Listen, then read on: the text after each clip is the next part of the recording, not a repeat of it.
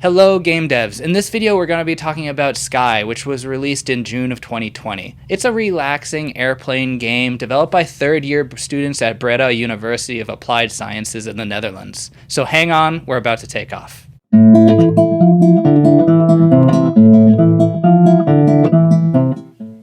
Skye is a lackadaisical romp through some beautiful terrain, seeded with a good amount of narrative, and with well thought out visuals and some collectibles along the way.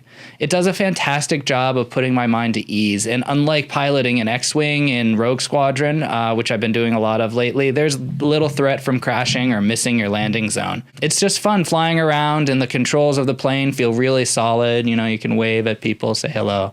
The team did a lot of good work on this project. And the fact that they were students is really a great example for what you can accomplish as a part of a scholastic program and a team in a short amount of time. And they should be really proud of themselves. I'm going to be keeping tabs on where these students end up and what they're going to be doing next for sure. I was also pretty impressed with the quests. It felt pretty organic going from one place to another, even though it was mostly flying back and forth. It didn't feel like a fetch quest, fly here, now fly here, that I'm really used to doing with MMOs. So it felt really natural, and I was interested in the tasks that were given to me. The graphics were also well considered, and it obfuscated some pretty simple modeling. Like Weird Worlds, this team utilized a fixed position object and a plane, which doesn't really need so much animation. And they relied on their 3D modeling, painting texture, and a handful of particles to do the talking for their project, doing a lot with a little, a really smart move. Although generally about flying, the one thing that kind of stood out to me was the machine gun. It was a little incongruent mechanically. If I had the chance, I'd probably turn that into something a little less militaristic and maybe more in line with the theme. Throughout the entire game, I had this tense feeling that the inciting incident was going to appear and throw me into a dogfight to save my peaceful little island.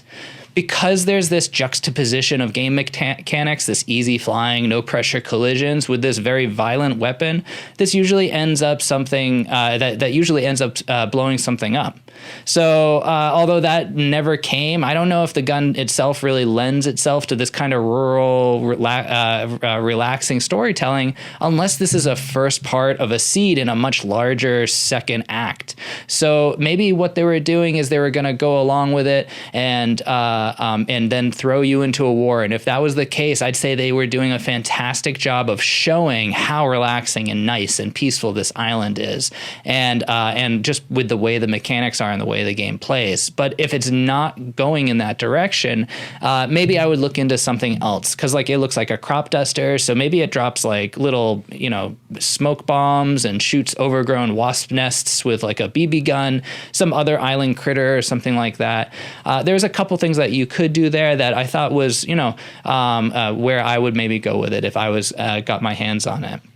The other thing the team does is takes advantage of Steam as the internet platform continues to provide us.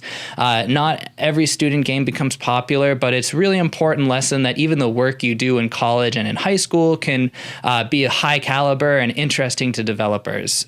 So I give this game an A. What about you? What would you do with this game? Add, subtract? Does it inspire you into something else? Put your head in the clouds, and I'll see you in class.